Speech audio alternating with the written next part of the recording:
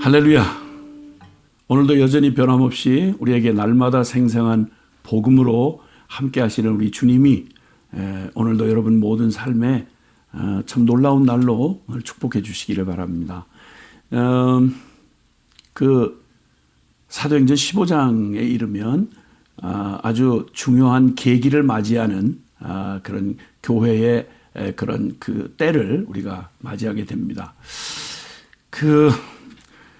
제가 이 세기의 전도자, 그러니까 한 세기에 100년에 하나 날까 말까 한 전도자로 알려져 있던 미국의 D.L. 무디라고 하는 분이 계세요. 그분의 일화 중에 이런 얘기가 생각이 났습니다. 그분이 사실 구두방 전문의인데다가 어려운 생활에 요즘 우리나라 말로 하면 초등학교를 제대로 못 나오신 분이었죠. 그리고 그러다 보니까 뭐 문법이라든지 또 워낙 잘 전달하는 능력은 있고 그렇긴 한데 정규 교육을 제대로 받은 분이 안 돼서 그가 사용하는 언어나 또 그러한 내용들이 흠잡힐 만한 게 꽤 있었습니다. 그런데 아주 그 지적 교만함이 가득 찬 명문대에 가서 이제 복음을 전할 때였습니다. 그런데 뭐 늘 그렇지만 엉뚱한 데 관심이 많은 사람들 있잖아요. 말씀을 전하고 난 다음에 많은 이들은 은혜를 받고 이러는데 어떤 사람이 아주 까칠한 모습으로 무디에게 와서 완전히 그러니까 망신을 좀 줄 마음으로 그가 내내 그 집회 시간 내내 무디의 설교를 들으면서 거기에 철자 틀리고 그 표현이 틀리고 문법에 틀린 그런 내용들 오류를 이렇게 적어놨는데 한 20몇 가지가 되더래요.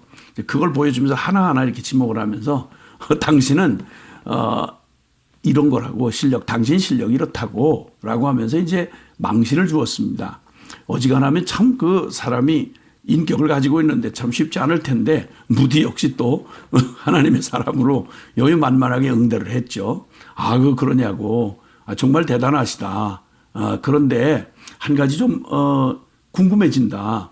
나는 당신이 한 시간에 20몇 번을 말할 만큼 그 틀리는 영어 참 촌스러운 영어 실력으로도 무식함으로도 나는 복음을 전해서 수많은 영혼들에게 이 복음을 듣고 구원 얻는 이런 일에 쓰임을 받았는데 당신 정말 참 하나님이 놀라운 지혜를 주셔서 그런 실력을 주셨는데 그 완전한 실력으로 당신은 몇 사람을 구원했느냐고.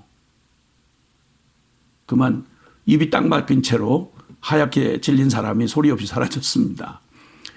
다른 말로 하면 당신의 실력을 좀 보여주세요. 이 말입니다. 오늘은 그래서 당신의 실력을 보여주세요. 이런 주제로 사도행전 15장을 그렇게 묵상하게 되었습니다. 그 순전한 성령의 능력으로 세워진 이 안디옥 교회는요. 흔히 우리가 기대할 만한 그런 조직력이나 권세나 인간의 지혜나 조건들이나 그래서 그러니까 그렇게 됐겠지. 그러니까 그 정도는 되는 거 아니야? 이렇게 말할 수 있는 게 아니고요. 정말 순전하게 성령의 능력으로만 세워진 안디옥 교회였습니다. 사람으로 말미암은 것도 아니고 사람에 의한 것도 아니고 어쩌다가 유행이 된 것이 아닌 진짜 성령의 능력으로 세워진 바로 성령의 실력으로 세워진 교회였습니다. 그리고 그 실력이 인정받았는데 그것은 뭐냐면 안 믿는 세상 사람들로부터 예수님의 제자된 그들이 말하는 저들은 진짜 예수의 제자다. 정말 그리스도인이다. 예수의 제자된 그리스도인이라는 칭호를 제일 먼저 역사 중에 받게 된 사람들이 바로 이 안디옥 교회, 즉 인정받은 교회였습니다. 그리고 그들은 그들 자신을 넘어서 그들에게 기쁘고 충만한 복음 정도가 아니고요. 그들의 자신을 넘어 열방으로 최초의 바울과 바나바를 참 성령께 순종해서 파송한 그런 참 이방교회의 모교회가 되었습니다.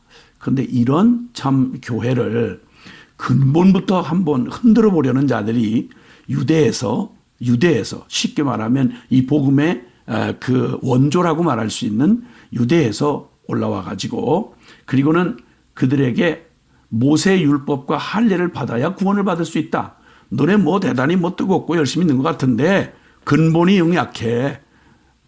당신들 이방인이 어떻게 감히 하나님 앞에 구원을 얘기하고 해? 하면서 그들이 유대인의 자랑이었던 모세의 율법과 할례를 가지고 그들의 근본을 막 흔들었습니다. 너희는 아직 구원받은 게 아니야. 할례 받아야 돼. 모세의 율법을 지켜야 돼. 유대인의 자랑거리인 내용을 압축한 표현이 모세의 율법과 할례입니다. 그들은 우리가 원조다. 우리는 성경을 우리의 모국어로 우리가 가지고 있다. 원어를 안다. 그리고 우리는 모세의 제자들이야. 우리는 혈통으로 우리는 아주 정통 아브라함의 자식이야. 그리고 예루살렘 성전이 중심이지. 그리고 우리는 전통적이야. 그렇게 자랑하는 그들의 폼을 자랑하는 그 자랑의 표현이 바로 율법과 할례였습니다. 너네 율법 알아? 그리고 할례 받았어? 믿는다고 하면 믿는 어디야? 주류야? 정통이야? 뭐 이런 말입니다. 그러면 한국 조선식, 우리 뭐 지금의 한국보다는 우리의 조선식으로 표현을 하면 양반인 우리와 쌍놈인 너네하고는 어울릴 수 없어. 이런 말입니다. 호적부터 달라. 이런 얘기입니다. 이런 도전으로 참 안디옥 교회, 하나님이 순전하게 이 땅에 순전한 그 복음으로 세워진, 성령으로 세워진 그런 교회를 흔들어대기 시작했습니다. 큰 다툼과 변론이 있었습니다. 그런 원조격인 예루살렘 교회의 이 문제에 대한 서로 그 해답을 확증받기 위해서 사도와 장로들에게, 그리고 이제 바울과 바나바와 몇몇 사람이 예루살렘 교회로, 뭐 그래도 신약 교회 모교회라고 그러면 예루살렘 교회 아니겠어요? 거기 가서 누가 진짜인지, 저들이 말하는, 저들도 예수님을 믿는 유대인이라고 말하면서 와서 이런 짓을 하니까요. 복음 안다. 예수님 귀한 분이다. 근데 예수만 믿어서는 안 돼. 복음만 하지 마라. 그거 가지고 되겠어? 너 어디 출신이야? 무슨 근거가 있어? 이런 말입니다. 여러 변론이 일어났습니다. 예루살렘 교회도 여러 변론을 거쳐야만 했습니다. 예루살렘 교회는 좀 역사적인 성격상 과도적 교회였죠. 그러다 보니까 바리새인 출신의, 즉 율법주의 출신의 바로 그 그리스도인들이, 그 형제들이 거기 있었어요. 이게 변론하는 중에 유대적 사고를 가진, 그 중에 특히 율법주의자였던 바리새인 출신 교인들은 그들 유대인들 와서 안디옥 교회를 뒤흔들던 그 사람들의 말이 맞아. 그러면서 그들의 의견에 동조를 했습니다. 이런저런 많은 경론이 있고 난 뒤에 그 중심에 서 있는 베드로가 말하면 뭐 누구라도 저항할 수가 없죠. 베드로가 답변을 하는 말씀이 사도행전 15장 8절과 9절에 이렇게 나와 있습니다. 그 전 7절 하반절에 보면 많은 논쟁 뒤에 베드로가 일어나서 말합니다. 형제들, 여러분들이 아는 대로 하나님이 일찍이 여러분 가운데서 나를 택하셔서 예수님의 제자로 사도로 삼으셔서 이방 사람들에게도 내가 전하는 복음의 말씀을 듣고 믿게 하셨습니다. 다행히 사도행전 10장에 보면 이방 사람 고넬료가 하나님의 성령의 강권적인 주도하심으로 아마 이때를 위해서 주님 미리 준비시키신 거죠. 그래서 이제 베드로가 도저히 유대인의 정서로선 받아들일 수 없는 이방인과 교제하는 이런 일에 주님이 정하다고 한 걸로 부정하다고 하지 말아라. 그러시면서 특별한 이상과 체험을 통해서 고넬료의 가정에 복음을 전하니 성령께서 동일하게 그들을 믿고 받는 역사를 먼저 베드로 안에 심령 안에 경험하게 해주셨죠. 그 말을 하는 거예요. 복음의 말씀을 듣고 믿게 하였다. 그리고 사람의 마음속을 아신 하나님께서 우리에게 주신 것과 같이 그들에게도 성령을 주셔서 그들을 인정해 주셨다. 하나님께서는 그들의 믿음을 보셔서 그들의 마음을 깨끗하게 하시고 우리와 그들 사이에 유대인 출신이 이방인 출신이든 문화와 종족 이게 다른 차이 없이 모두 예수 안에서 새롭게 된 심령으로, 거듭난 심령으로 아무런 차별을 두지 않으셨다. 이렇게 외쳤습니다. 말하자면 열매가 말하는 거고 실력이 말해주는 거야.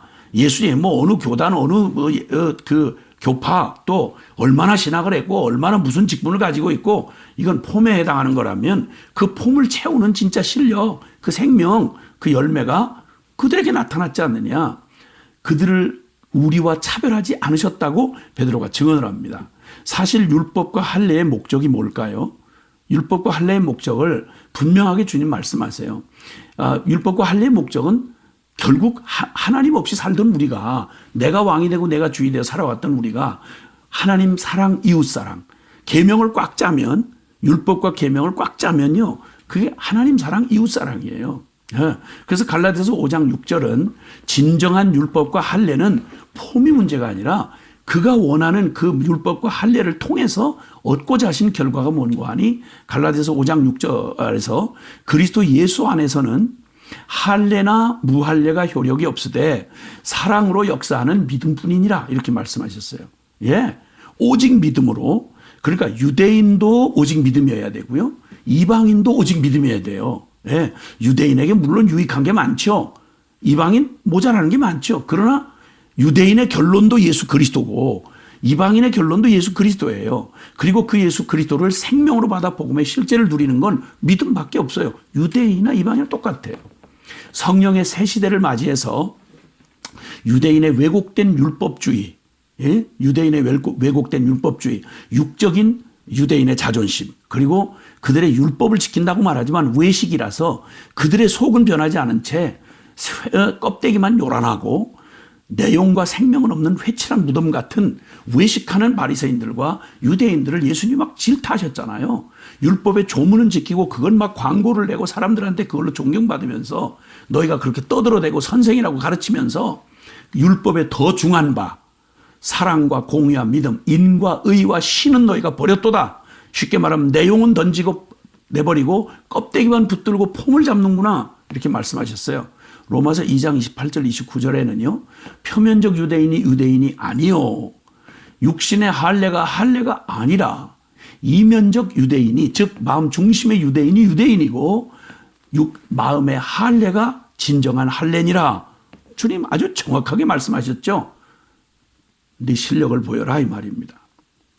이 과도적 예루살렘 교회는 구약과 신약을 잇는 중요한 다리 역할을 하는 교회입니다.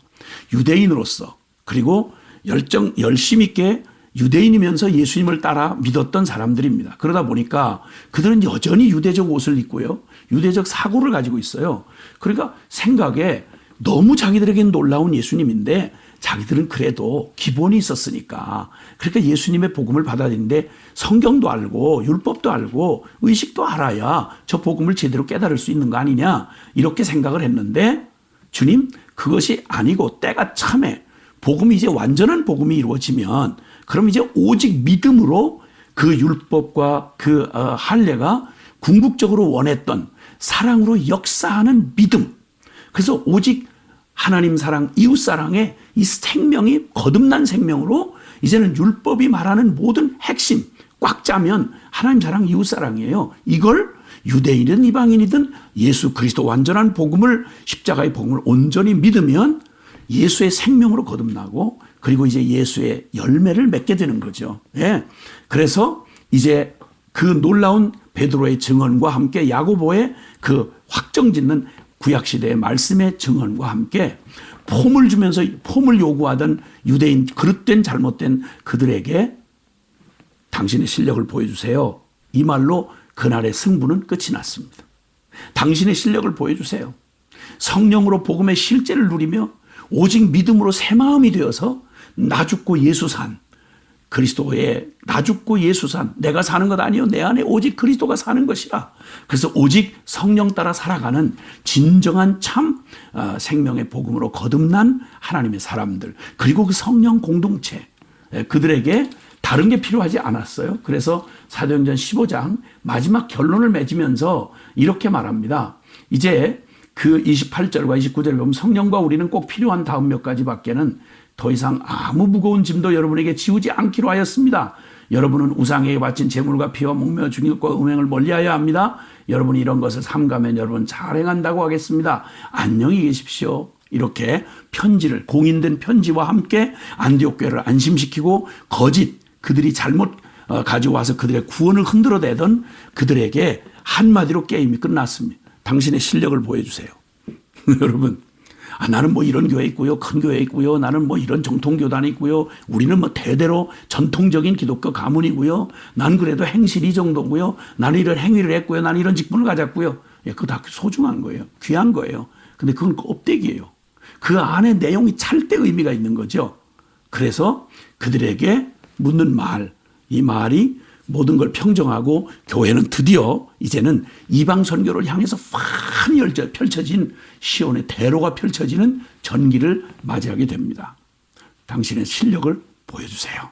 세상은 바로 우리들에게 그렇게 요구하는 것입니다. 형제님, 자매님, 실력을 보여주세요. 할렐루야.